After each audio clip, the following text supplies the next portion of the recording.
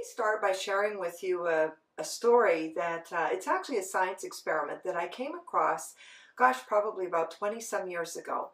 And it was done by a fellow by the name of Dr. John Henry Faber, an entomologist, so someone who studies insects. And don't ask me what I was doing or how I managed to come across this experiment, but I found it really interesting in its parallels to human behavior. So the processionary caterpillar that Dr. John Henry Faber worked with, true to its name, if you line the caterpillars up end to end, they will just blindly start to follow each other. So he had the thought of taking a flower pot about this big around and lining up the caterpillars end to end around the circular rim of the pot. And true to form, the caterpillars began rotating around the rim of the pot.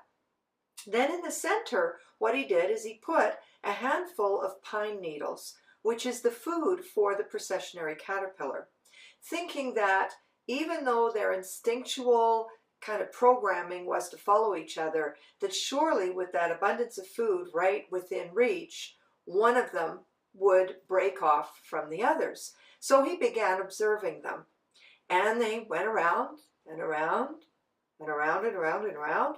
And this went on for several days. And finally, at the end, all the caterpillars died, even though they had an abundance of food right within perfect reach. This story is the perfect backdrop for having a look at how thriving works. What we're really seeing is that, like the processionary caterpillars, it's easy enough for us to begin to rotate around a comfort zone. For the most part, what we're looking for is to be able to, at minimum, survive. However, if we stay in survival mode long enough, as the processionary caterpillars found out, we really do begin to feel the pain of that comfort zone. And it isn't really a comfort zone anymore, it's a discomfort zone where we're on a treadmill, we're doing what we do, but it doesn't feel like we're thriving, and it certainly doesn't feel like we're moving toward purpose. Our goal then, for the most part, is to achieve at least better than good. And that makes that comfort zone feel more comfortable and more like something that we'd want to continue to pursue. The challenge with this is that in order to be better than good, what it implies is that we have to have the willingness to learn new things, to try new things. And just like any time we're going to learn or try something new, that inherently means that we bring in the opportunity to fail. If we fail enough times, and what that means is that if we don't fail in the context of a clear and empowering sense of purpose, then that failure begins to feel more like suffering. We feel like we're moving backwards.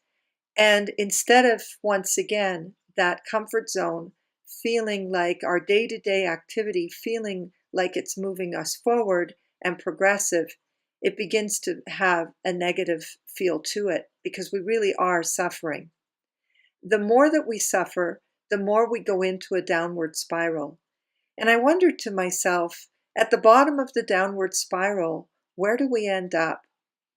At first, I thought maybe it was death, but I realized that there's really a fate for most of us as human beings that's almost worse than death, and that is to settle for less than our potential, to settle for something that isn't the life that we thought we were going to have, and to come to the end of our days, whenever that is, realizing that the gift that we had, the potential that we had, is largely unrealized and remains inside.